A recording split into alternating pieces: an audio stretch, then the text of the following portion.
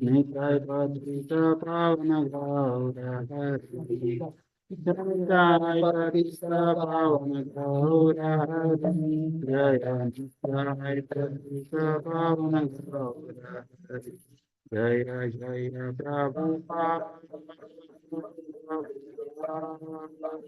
Prabhupada Jaya Jaya Prabhupada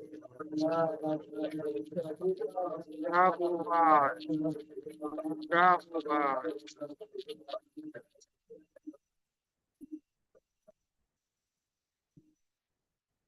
जय ओम विष्णुपाद परमहंस कविराज आचार्य अष्टोत्तर श्री श्रीमद् भक्ति वेदांत प्रभुपाद की जय ओम विष्णुपाद परमहंस परिव्राज आचार्य अष्टोत्तर श्री श्रीमद् भक्ति सिद्धांत सरस्वती ठाकुर महाराज की नंद कोटि वैष्णव वृंद की नामाचार्य हरिदास ठाकुर की प्रेम से कहो श्री कृष्ण चैतन्य प्रभु नित्यानंद श्री अद्वैत गदाधर श्रीवासाय श्री गौर भक्त वृंद श्री श्री राधा कृष्ण गोप गोपीनाथ श्याम राधा कुंड गिरिराज गोवर्धन की ब्रजवंश वृंदावन धाम की पुरुषोत्तम चेतन जगन्नाथपुरी धाम की गंगा माई की जय यमुना माई की भक्ति देवी की तुलसी महारानी की जय संवेद गौर भक्त वृंद की जय मिठाई गौर परमानंदे all gurus to samulyote all gurus to samulyote all gurus to samulyote all gurus Sri Guru Prabhupada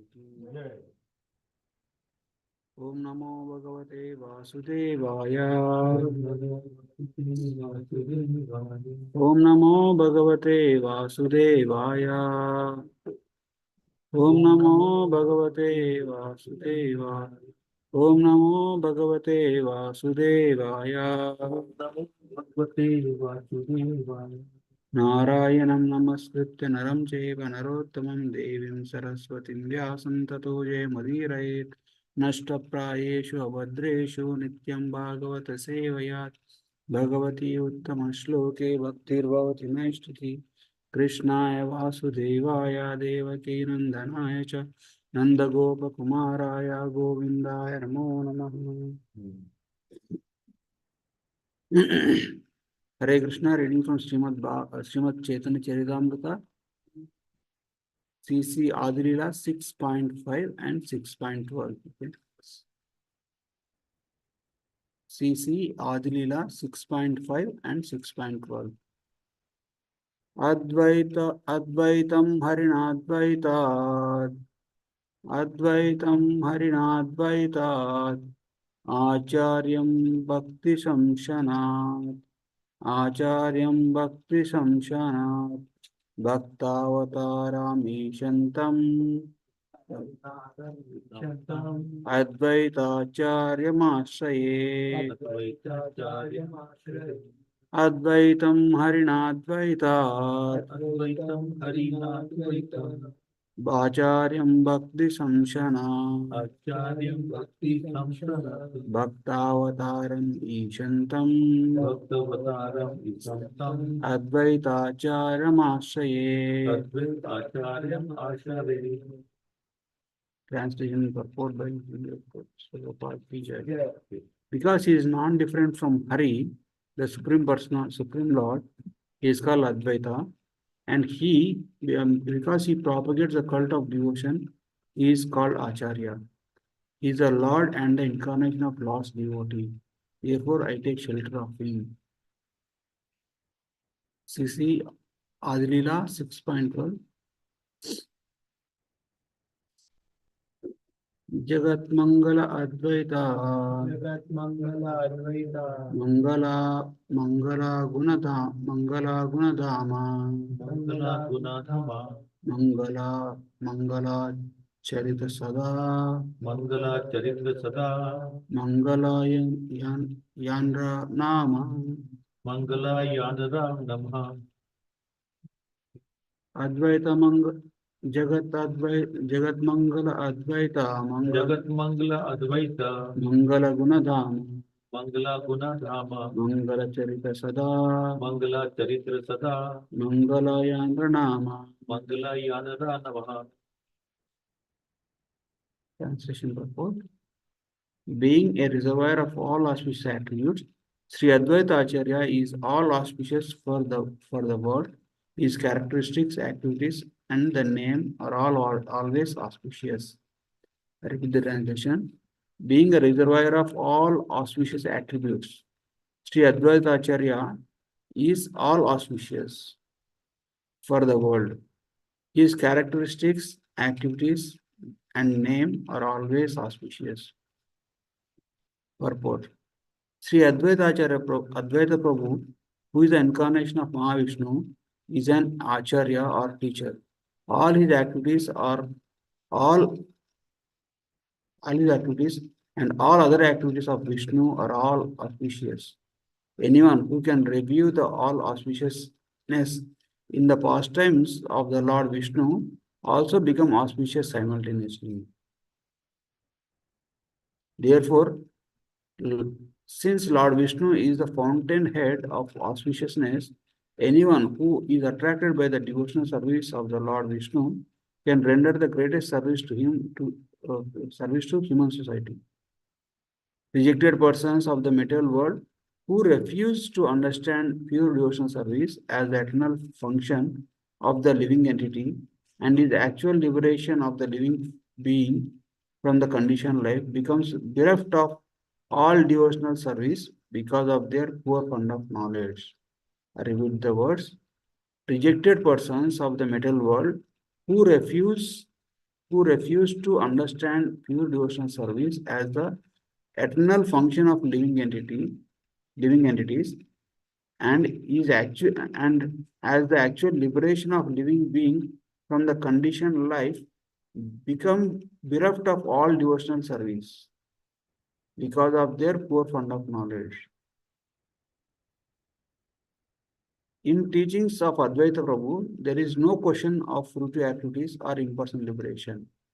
Bewildered by the spell of material energy, however, persons who could not understand that Advaita Prabhu is non-different from Vishnu wanted to follow him with their impersonal conception. The attempt of Advaita Prabhu to punish them is also auspicious. Lord Vishnu and his activities can bestow all good fortune directly and indirectly. In other words, being favored by Lord Vishnu and being punished by Lord Vishnu are one and the same because all activities of the Lord are absolute. According to some, Mangala was another name of Advaita Prabhu. As the causal incarnation or Lord Vishnu's incarnation for a particular occasion, he is the supply agent or ingredient in the metal nature. However, he is never to be considered material. All his activities are spiritual. Anyone who hears about the glories, who hears about and glorifies him, becomes glorified himself. For such activities, free from one, free one from all kinds of misfortune. One should not invest any material contamination or impersonalism in any Vishnu form. Everyone should try to understand the real identity of the Lord Vishnu, for by which knowledge one can attain the highest stage of perfection. Om Ajnanaatimirandasya Gnananjanashalaakaya Chakshurunmilitam Yena Tasmai Sri Gurave Namaha Sri Chaitanya Manobishtam Sthapitam Yena Bhutale Swayam Rupa Kadamahyam Dadati Swapadantikam Vandeham Sri Guru Sri Yuta Sri Gurun Vaishnavamscha Sri Rupam Sagrajatam Sagana Raghunathanitam Tvam Sajivam Sadvaitam Savadutam Parijana Sahitam Krishna Chaitanya Devam Sri Radha Krishna Padan Sagana Lalita Sri Vishakhanvitam Sha He Krishna Karuna Sindhu Dinabandho Jagatpate Gopesha Gopika Kanta Radha Kanta Namostute तप्त कांचन गौरंगी राधे वृंदावनेश्वरी वृषभानुसुते देवी प्रणमामि हरिप्रिये जय श्री कृष्ण चैतन्य प्रभु Nityanand Sri Advaita Gadadhara Srivasadi Gaura Bhakta Hare Krishna, Hare Krishna, Krishna Krishna, Hare Hare, Hare Rama, Hare Rama, Rama Rama, Hare Hare. Mukam karoti vachalam bhangam langayate girim yatkrupātamaham vande Sri Gurun Dinataranam Paramanandamadavam Sri Chaitanya Ishwaram. Hare Krishna, welcome everybody for today's discussion on Advaita Acharya's appearance day. Yes. So, uh, in the words that we read, Srila Prabhupada highlights that anybody who understands Lord Vishnu and his incarnations are all auspicious are automatically liberated.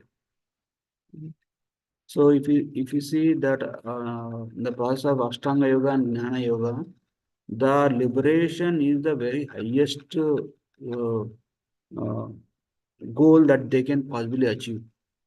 It is said that through the process of Karma Yoga, a person may go up to the heavenly planets. But a karma is going to the heavenly planets is the highest goal. And a person who is performing Jnana Yoga without devotion, and for him, the highest goal is impersonal liberation. For a person who is performing Ashtanga Yoga, if he is not a devotee, he will aspire to merge into the impersonal Brahman only. Or he can aspire to go to heavenly planets of his choice. Because as he focuses at the whatever he focuses at the time of death, he will reach to that planet. But for him to go to the spiritual world of Vaikuntha or Golok Vrindavan, he has to become devotee. So the goal of the destination of a devotee who totally dedicated to service of Lord and who actually remembers Lord at the time of death will be automatically sent to Vaikuntha Loka. And for a devotee, the going to heavenly planets, merging into impersonal liberation are considered to be a fall-down situation. It's like you are when you are something goes wrong with your process. No, that's why Prabhupada says, right? Many persons, many demigods might take birth in our movement. So all those personalities are somehow or the other they were about to live and go back to Godhead, but somehow some mistake happens and they end up in heavenly planets or impersonal Brahman or somewhere like that. And that kind of person, they again come back and to the material world, take birth in a devotee family because of their devotional sukriti, and then they complete their required devotional required quota of being Krishna conscious or the they will fulfill their unfulfilled desires and then immediately go back to Godhead. In Srimad Bhagavatam, elaborate expansion of a path in which a non-devotee travels after his death, a path in which a devotee travels after his death is clearly explained step by step, what kind of lokas he goes. And in Srimad Bhagavatam also it is said that devotee travels in two paths. He may directly go back to Godhead, like now in Vaikuntha or Golok Vrindavan, based on his intensity of his bhakti. But if he has any tinge of any material desires, what he will do? He will go through heavenly planets, uh, even though he is fully devoted and he has some desire to go to heavenly planets. Lord doesn't uh, punish him again, sending back to this material world. What does Lord will do? Just the way a train goes, right? One railway station to another railway station, another railway station. And then in that way, like devotee also, first he goes to higher planetary systems, Brahmaloka, Tapaloka, not Brahmaloka, Sargalokas, and then he stays there for some time. And then from there, he when he says there is nothing, no pleasure here, then again, immediately he will promote it to the next higher destination. Like so from Sargaloka to Tapaloka, from Tapaloka to Brahmaloka. And Brahmaloka, he also was gives the experience of impersonal Brahman also. And from there, he will be, after when the devotee realizes that there is no, this is not, means if he had a desire, like not just the way when a son of a multi-millionaire father comes to his office, hmm, and he just wanted to see what my father's, how my father works, how my, like, how much property my father has. Then, like, what does his father do? Father will send some assistant and tell him, okay, take my son to all the properties and show him all the properties. So in the same way, when a devotee desires, I mean, has a desire to see how the heavenly planets looks like, how the Brahmaloka and Tapoloka looks like, he will be sent to all these planetary systems. You know, like Sanatana Goswami writes in his book Brihad Bhagavatam, right? How Gopakumara actually travels through different planetary systems and finally reaches Vaikuntha. After reaching Vaikuntha, also he is not satisfied. Then he finally goes to Golok Vrindavan, and when he meets Krishna, then only he becomes satisfied. So when somebody performs pure devotion service to Krishna or towards Mahaprabhu, their destination is automatically fixed, either in this life or maybe next after a few lifetimes. They will be going. So basically, these are the very high concepts. These are like these like we are discussing just like that, but these are the, like, even the most powerful personalities like Brahma, Shiva, they aspire to go to Golok Vrindavan. Hmm? Um, but this is all possible only because of the mercy, like mercy of Chaitanya Mahaprabhu, mercy of Chaitanya Mahaprabhu, and mercy of Guru Parampara, and mostly the mercy of Advaita Acharya Prabhu. Chaitanya Mahaprabhu has actually came for the external reason. Uh, there are two reasons for Chaitanya Mahaprabhu's incarnation in this material world. The external reason being Advaita Acharya Prabhu prayed for him, and he wants Chaitanya Mahaprabhu, Advaita Acharya Prabhu want Lord Krishna to descend into this material world, so that all these personalities, that time when Advaita Acharya Prabhu was there in Navadvip, everybody was like, after demigod worship, they're totally, they are very wealthy, and they don't know what to do with their wealth. They have been doing all the nonsensical things. They are marrying cats and dogs and elaborate demigod worship and all those things, and nobody is performing pure bhakti. So in entire Navadip, only one person, like, as of my knowledge is concerned, was Advaita Acharya Prabhu. So that's why even the even the brother of Chaitanya Mahaprabhu, his elder brother Vishwarup, so when he was reading, when he was going through Gurukul, he was interested in performing pure devotional service. Hmm? And wherever he goes, sometimes some people worship, sometimes God, sometimes somebody says impersonal liberation is the highest, all those things. He was not satisfied hearing all those things. And he was thinking, like, he was very dissatisfied. And finally, what happens is he comes and meets Advaita Acharya Prabhu. When he meets Advaita Acharya Prabhu, then when he hears the Jai Shri Radha Gopi,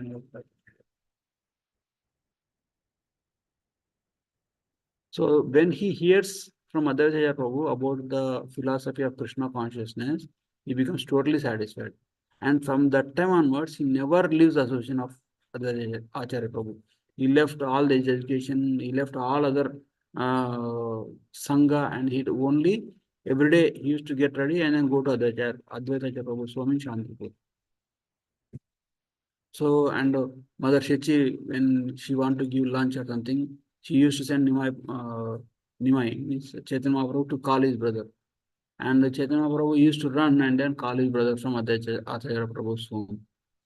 So, by that we can see that Advaita Acharya Prabhu is the only exalted devotee who only knows what is what, about Krishna consciousness, about Krishna Bhakti, power of Krishna Bhakti. Because in those days in Bengal, what they used to do is they are after the material things. material wealth, fame, name, all those things. And they used to worship elaborate demigod worship. And but when there are some devotees like Kolavich Sridhar, something like that, some other devotees like that, but most of the devotees who are the all the Vaishnavas who are actually doing Krishna Bhakti in pure devotion service, were all most of them are associated with Advaita Acharya Prabhu only. Advaita Acharya Prabhu is considered as leader of all the devotees in Navadip. Even after Mahaprabhu appears also, when Mahaprabhu again goes to Jagannath Puri, and Nityananda Prabhu comes when Mahaprabhu from Navadip, he goes to Jagannath Puri and he stays in Jagannath Puri. And Nityananda Prabhu used to stay in different places. He used to travel and preach. But Advaita Prabhu is stationed in Shantipur only.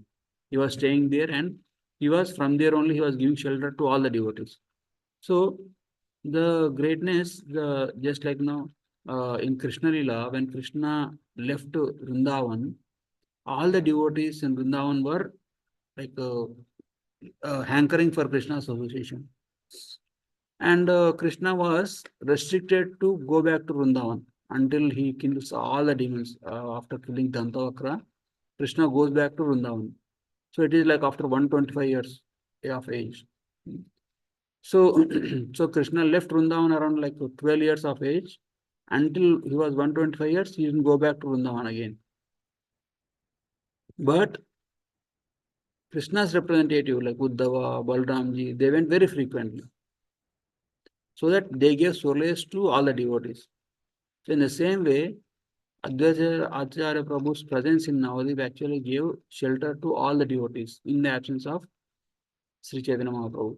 Because Sri Chaitanya Mahaprabhu left Navadip after taking sannyas. Immediately when he was about to go to Vrindavan, Mother Shachi asked Chaitanya Mahaprabhu to stay in Jagannath Puri, because the same Lord who is in Vrindavan is present in Jagannath Puri also.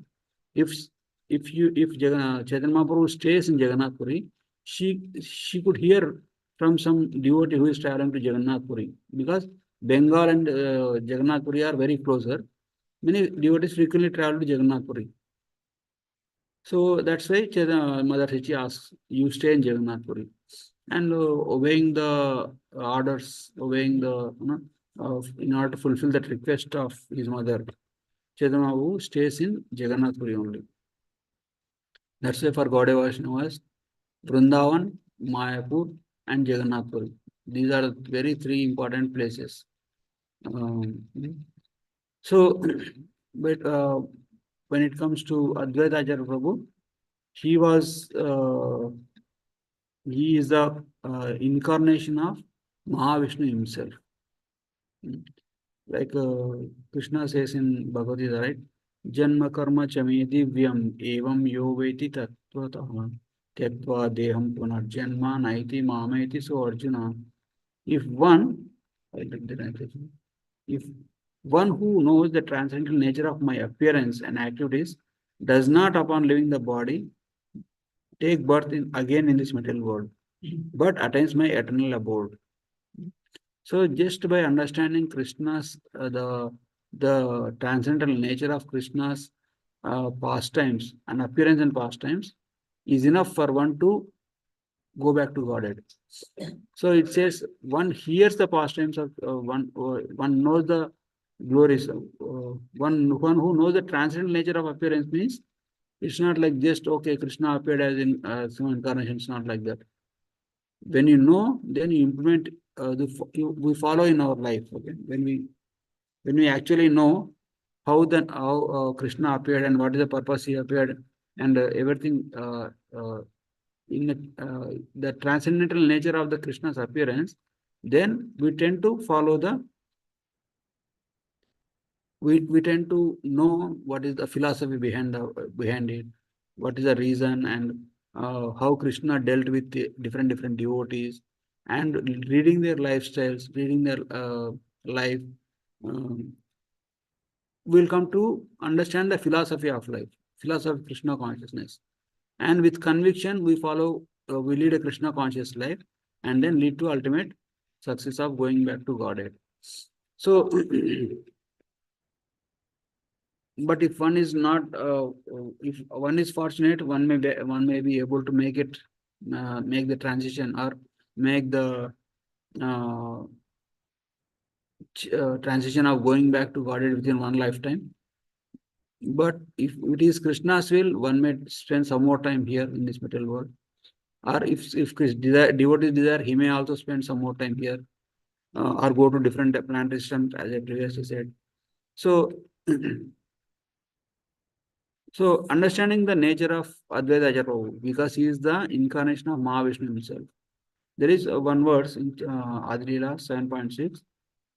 Krishna Kaviraj Goswami writes, Panchatattvatmakam Krishnam Bhaktarupa Swarupakam Bhaktavataram Bhaktakyam Namami Bhakta Shaktikam. So he says, let me offer my obeisances to Lord Krishna, who is manifested himself in five forms. In five, as a devotee, as an expansion of devotee, incarnation of a devotee, a pure devotee, and devotional energy. So he says, now Bhakta Rupam is Chaitanya Mahaprabhu only, and Swarupa is Nityananda Prabhu, and Bhaktavataram, the incarnation of a devotee, is Advaita Acharya Prabhu. So basically, Bhaktakyam is Srivas Thakur. The example of a devotee. And Bhakta Shakti is Gadadhar Pandit. So we have two Shakti forms and two Krishna's direct expansions in the Panchatattva. And Chaitanya Mahaprabhu is Krishna himself. So that's why, we have to, so so Advaita Acharya Prabhu being is the incarnation of a devotee, because Krishna himself, like even though Chaitanya Mahaprabhu is the incarnation, came as devotee, but actual incarnation of Mahavishnu as a devotee is Advaita Acharya Prabhu.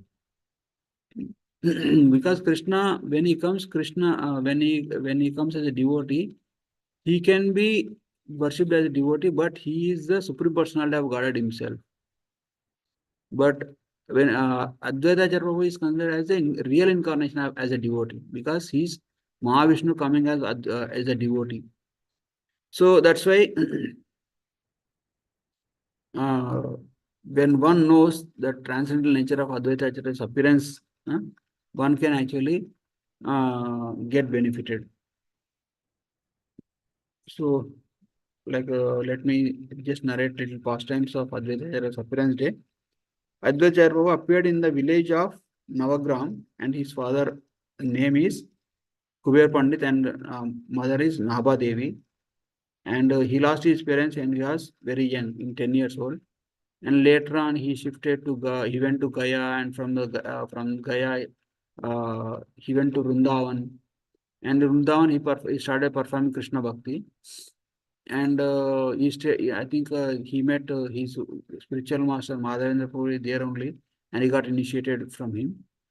And when he was in Vrindavan, in his deep meditation, he comes to know that Krishna is going to appear in Navadip.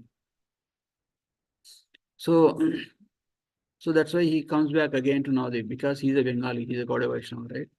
So he comes to Navadip, and he actually stays in Shantipur. So when he comes to Shantipur, and he was waiting, but Krishna, there is no sign of Krishna appearing. So, and Advaita Prabhu, when he reaches up to the age of 52 or 60, he sees, everybody around him are very much getting deviated. Nobody is following the pure Vaishnava Siddhanta. So then, at that point of time, he reads, I think,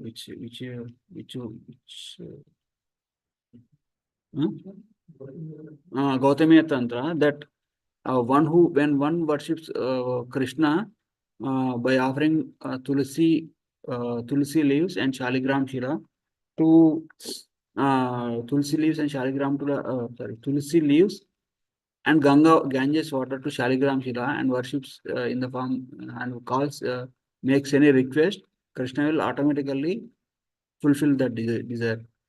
So Advaita Acharya Prabhu, taking that very seriously, he actually performs. He sits on the banks of Ganges. He offers Ganges water to Shaligram Shila, and then offers Tulsi, and then calls calls Lord to appear. And it is said that he's uh, in the later in Chaitanya Mahaprabhu narrates to Advaita Prabhu, when Advaita Acharya Prabhu was propagating Mayavad philosophy in order to instigate Chaitanya Mahaprabhu. Chaitanya Mahaprabhu says, I was sleeping in the milk ocean and you offered me Ganges water and tulsi leaves and called out for me to incarnate. Hmm? So his calling was so loud that it actually reverberated entire universe, and Krishna in the spiritual world he could able to hear his calling, and in order to satisfy his devotee, Krishna immediately appears. Krishna immediately appears to satisfy the Advaita Acharya Prabhu. So Advaita Acharya Prabhu is the external reason for Krishna's appearance as Chaitanya Mahaprabhu. And his internal reason for appearing Chaitanya Mahaprabhu is we already know. He wanted to experience the mood of Srimati Radharani. So then, why Advaita Acharya Prabhu wanted the Chaitanya Mahaprabhu to appear? He could have instead, he could only have preached. Because when Lord Vishnu incarnates, Vishnu does the needful in this material world. For example, when Lord Vishnu appeared as Narsingadev, he killed Hiranyakashipu, and then that's it. Leelas are not much of Leela. That has not much intimate pastime with his devotees.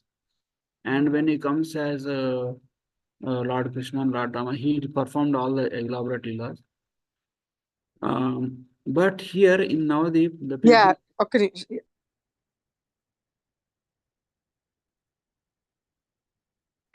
Hare Krishna. Please. So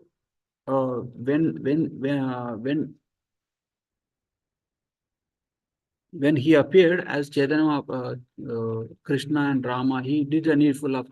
When he appeared of Ram, he actually killed a lot of demons and established dharma that time. And when he appeared as Krishna, he actually eradicated all the Kshatriyas. Like 21 times in the context of killing all the demons associated with the Jarasandha, he killed everybody, and he got rid the burden of the earth, so that the people in general can follow the dharma. But later in this Kali Yuga, people are so much deviated. The the process of Kali Yuga, the Harinam Sankirtan, nobody was taking up. They, just the way in Satyega there is different in-person meditation. Treta Yuga is sacrifices. In Dwapara Yuga is temple worship. In Kali Yuga, the Harinam Sankirtan or Krishna Bhakti, nobody was performing. And for it to happen, and they are getting so much degraded, as I told you previously, they were very much deviant and they are not taking Krishna Bhakti seriously. So much of elaborate demigod worship they have been performing, and they are wasting their life. Looking at all these things, Advaita Prabhu is pained at heart. So one reason he came from Vrindavan, where he had the association of very exalted devotee of Madhavendra Puri and all those personalities. From there, he came to Navadip, hoping that Krishna is going to appear soon. But he couldn't see any trace of Krishna's appearance. And he could feel he feels a lot of pain seeing all these non-devotees around him. So that's the reason it led to a lot of, when, for example, when Prabhupada came in the Boston harbor, from the ship Jaladuta, he could see the skyline of Boston.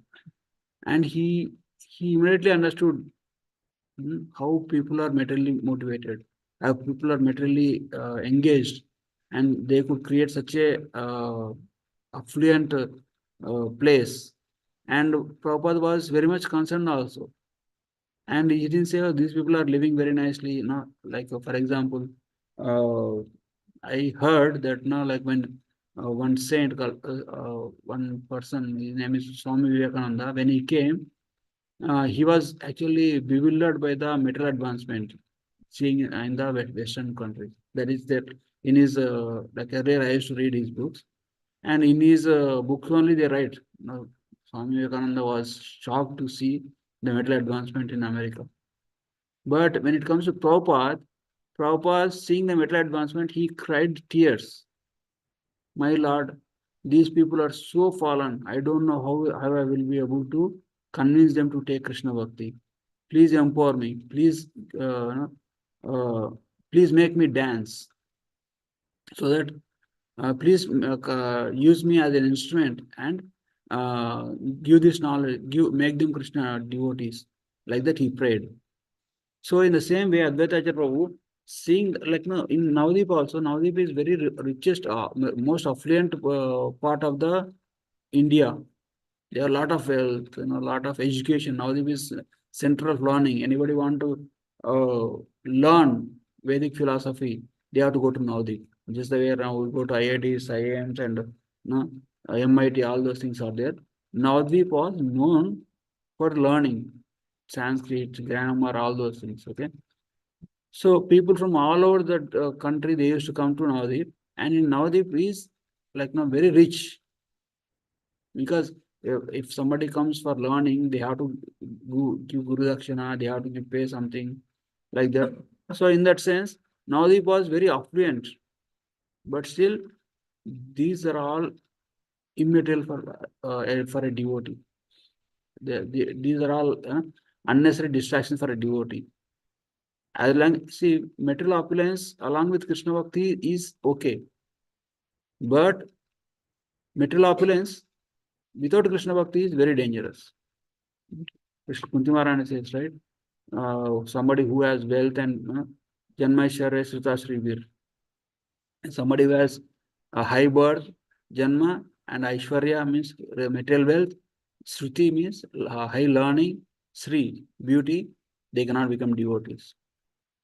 So that's why it pained Advaita Acharya. I'll give one example of how the material wealth is contradictory to Krishna Bhakti. Like there is one devotee called Narsi Mehta, right? Narsi Mehta, Gujarat. He was a devotee of Lord Shiva. He was very rich and very affluent and Narsi Mehta.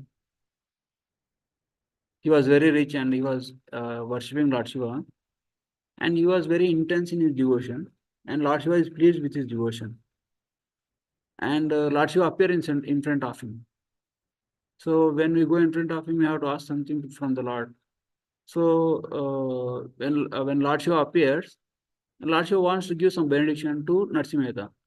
And Lord Shiva asks, okay, I'm pleased with you. Ask any benediction from me. I would like to give. And Narsimehta says, my Lord, I don't have any desire. I don't need any benediction from you. I just perform bhakti only to please you. Like that he says.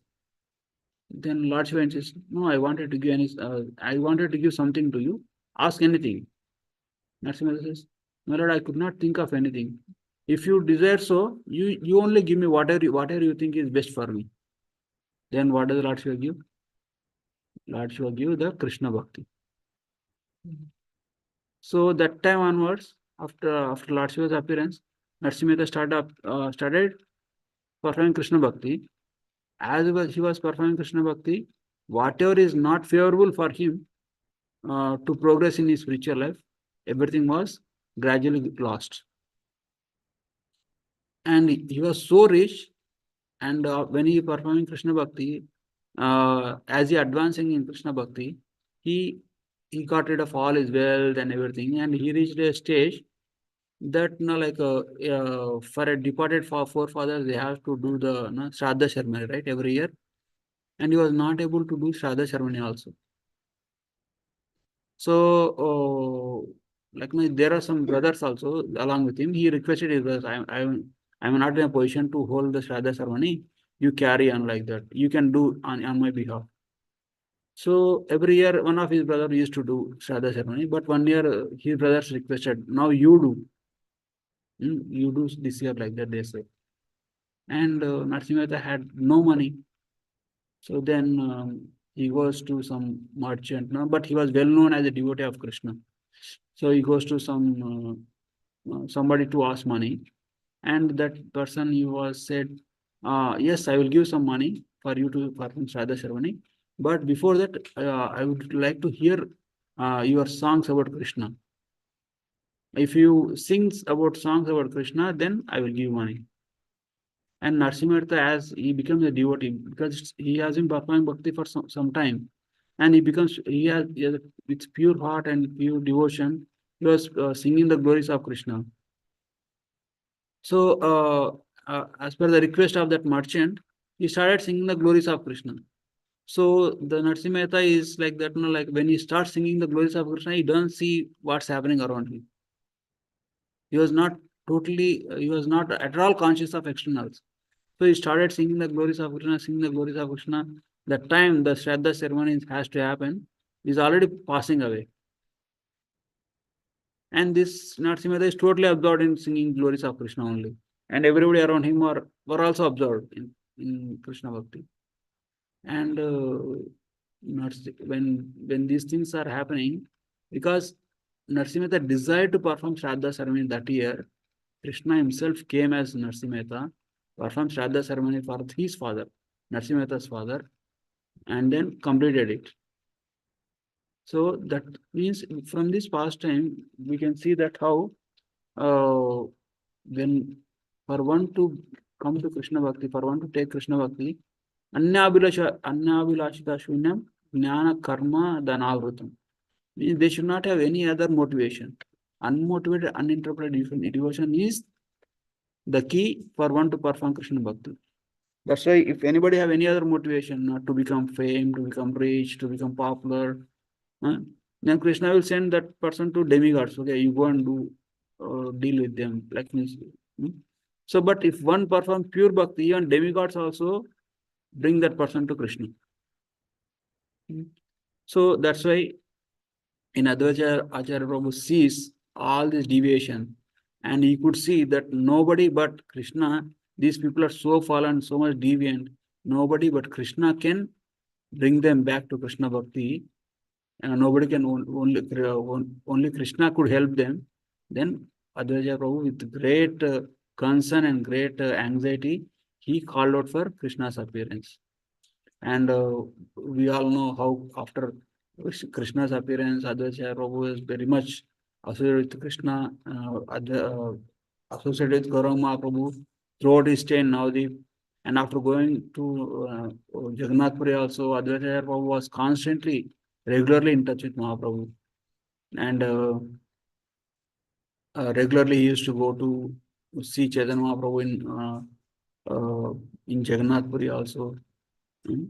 And it after the at the end, when the pastimes of Chaitanya Mahaprabhu were to be winded up, and Advaita Prabhu himself sends a letter to Chaitanya Mahaprabhu that you came on my request.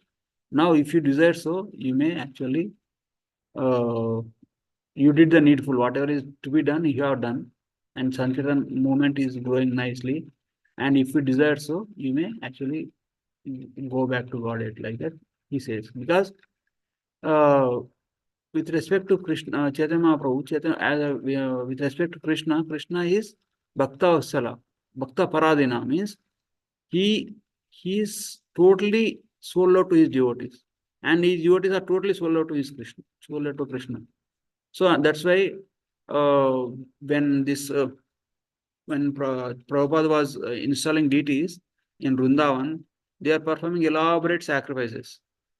And Prabhupada on the side, he said, you don't stop Harinam Sankirtan. So as they are doing sacrifices for Pranavadisha, all those things are happening. But Prabhupada's main business was you keep doing Harinam Sankirtan. And by the prayers of devotees, by the prayer of pure devotee like Prabhupada, Krishna will descend into the deity form. When Prabhupada actually installed Krishna in Australia, Prabhupada prayed to Krishna my dear Krishna, I'm leaving you with this all these hippies. They don't know how to serve. Please forgive me, but please take care of yourself. Krishna told, you only take care of yourself. Like that he says. So it is only by the prayers. Krishna is obliged. So Chaitanya Mahaprabhu came upon the request of Advaita Prabhu. And Chaitanya Mahaprabhu stayed until the Advaita Prabhu wanted, until Advaita Prabhu is like, no, up, told him to go wind up his pastime and go back to Godhead. Even like, in his pastimes of Lord Ram and Krishna also, there are many indications. Like Lord Brahma has to personally come and says, "My Lord, you have done your lila, like whatever needful, whatever dharma samstapana time, some like you have done, you are re-established dharma. You don't have to stay because for the Lord to stay in this material world is austerity. Austerity means like Lord with his along with his devotees in the spiritual world, he is more comfortable there. For Lord to come into this middle world is an austerity. And devotees doesn't like that, to keep Lord in that situation where he was surrounded by the material world, where full of non-devotees, all those things. But when there is necessity, they request Lord to intervene. And so in the same way, Advaita Prabhu also request Chaitanya Mahaprabhu, if you wish, you may actually wind up your fasting. So that's why after Advaita Prabhu's letter to Chaitanya Mahaprabhu, Chaitanya Mahaprabhu's ecstasy goes in different level. And he goes into different level, like, he totally uh, renounces, like, he totally gets separated, and like he just was like totally into Radha Bhav and separation. And then because he came to experience that, until that point of time he was controlling. Okay, this like, that's why if you see some non-devotees writing the life of Chaitanya Mahaprabhu, they write Chaitanya Mahaprabhu was until 40 was very good, he preached and all those things. But at the end he became crazy. He became crazy and yeah, he left the planet, like that is they write. But they don't understand the ecstatic feeling of Chaitanya Mahaprabhu. They think that ecstatic feeling of Chaitanya Mahaprabhu as crazy, and they write like, no, they interpret like that. But only a devotee can understand. So after Advaita Prabhu's letter to Chaitanya Mahaprabhu winded up, before binding up his pastimes, he experienced to the fullest extent, the ecstasy of Radha Bhava, and then it is that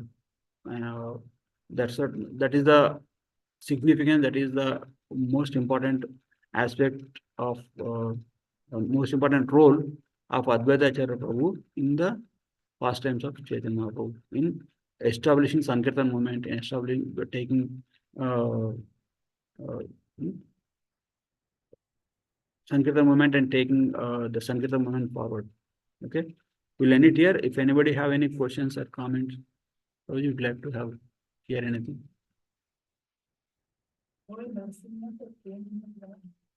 Narsimha, I wanted to see how the material opulences are not uh, favorable to Krishna Bhakti. Like after when he says to Lord Shiva, I don't know what is good for me. You only give if whatever you think is good for me. So when then Lord Shiva gives Krishna Bhakti to him, and as he was performing Krishna Bhakti, he lost all his material opulences. But when the situation comes, Krishna comes for his rescue.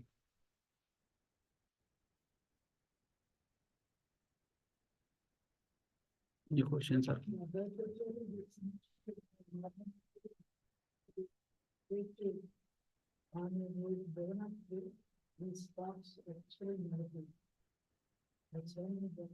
Yeah, that's why I was not sure. But after getting initiation, he goes to Vrindavan. Advaita Prabhu.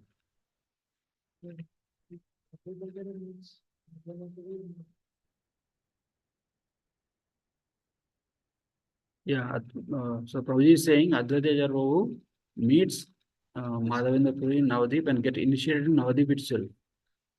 But I learned that Bhagavat Acharya Prabhu from Gaya, after performing Shraddha ceremony to his parents, he goes to Vrindavan. And there he get realization that Mahaprabhu is going to appear in Navadvip. So that's how he again from Vrindavan he comes to Navadvip. And not sure where he got initiated, like where in Navadvip or Vrindavan or I don't know, not sure about that, but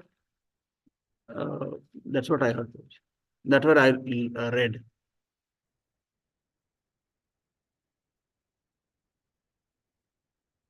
Any comments or questions?